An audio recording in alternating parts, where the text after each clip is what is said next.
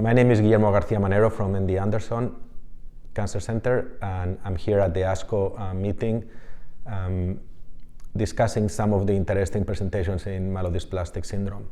I'm going to focus on a rapid presentation that we have tomorrow, actually Saturday, 1st of June. I believe is the first talk on this kind of new format that we have now at ASCO that I think is actually fantastic. And this is actually the preliminary update on the phase 2 trial of oral azacitidine or CC486 for patients with low risk MDS. As the audience probably know, oral azacitidine or CC486 is approved for patients with acute myelogenous leukemia that cannot receive the consolidation therapy as a maintenance type of approach. I think this was actually really important data published a number of years ago.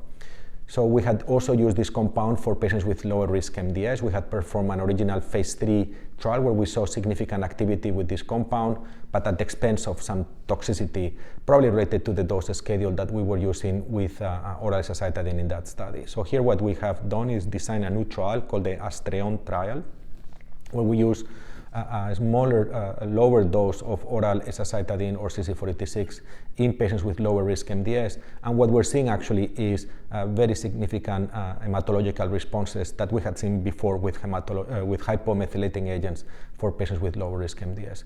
So I look forward for the full report of this data, and also to decide what will be the next steps with oral azacitidine for patients with MDS.